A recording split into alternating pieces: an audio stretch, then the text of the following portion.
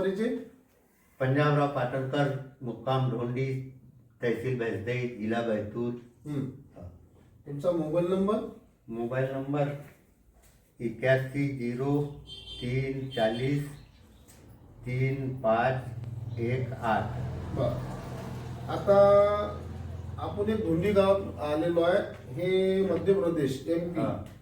माझा परिचय अतुल गोविंदराव देवगरे, राहणार कवठा, तालुका अचलपूर, जिल्हा अमरावती. माझा मोबाईल नंबर आहे 9970764666. आपण धोंडी गावामध्ये आलो तर इथं मक्का भरपूर प्रमाणात लागलेला आहे. तर धोंडी गावामध्ये आम्ही कमीत कमी 20 शेतकऱ्याला औषधी दिलेली आहे सरदार ॲग्रिकेम कंपनीची. तर त्याच्या बाऱ्यात आपण थोडंसं जाणून घेऊ. आता तुमच्याकडे 6 एकराचा मक्का होता? 6 एकर आहे. बरोबर आहे. म्हणजे ज्या घरात आपण बसलो याच्या पाठीमागे. तर 6 एकराचा मक्क्यामध्ये तुम्हाला ह्या वर्षात किती ॲव्हरेज आला?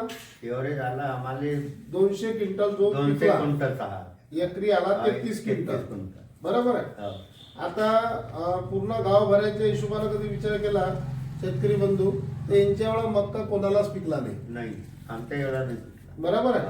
तर याचं कारण काय आहे की याचं जो नियोजन आहे शेतीचं हे टाइम टू टाइम काम, निंदन कुरपण, फवारणी, खत हे सगळे त्याचे टाइमवर असते. यांच्या अगोदर आपण यांचा एक व्हिडिओ बनवलेला आहे ज्यावेळेस आम्ही जे ट्रायल दिली होती मक्क्यावर. सरदार ॲग्रिकेमचं ॲग्रोस्प्रे फास्को गॅलेक्सी, NPK प्लस मायक्रोडन प्लस पाण्याचा pH साठी बॅलेन्सर. तर अशी औषधीचं आम्ही यांना एक ट्रायल दिली होती यांच्या शेतात. तर तो व्हिडिओ अगोदरल्या व्हिडिओमध्ये बनलेला आहे. तर त्यावेळेस ही मक्का छोटी होती. बरोबर आहे. तर आम्ही तो स्प्रे म्हणजे रासायनिक खताच्या जागेवर आम्ही तो स्प्रे दिलेला आहे NPK प्लस मायक्रोडन. तर शेतकऱ्याला 2000 रुपये 2000 ते 2500 रुपये जो खर्च येत होता तो खर्च आम्ही एकरी लगभग 500 रुपये 500-600 रुपये आणला. बरोबर.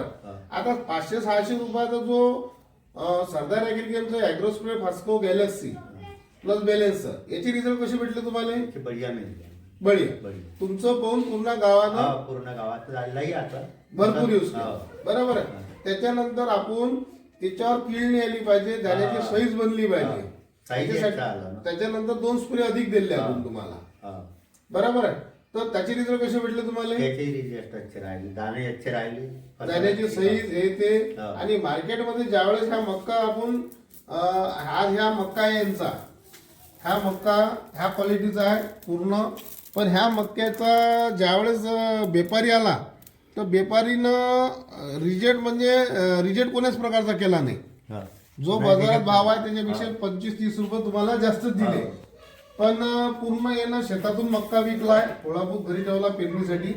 पण सांगण्याचं तात्पर्य असं आहे की बा शेतकऱ्याला भाव चांगले भेटले असते तर त्याच मालाचे लगभग 2000चे भाव असते तर लगभग 4 लाखाचा मक्का झाला असता.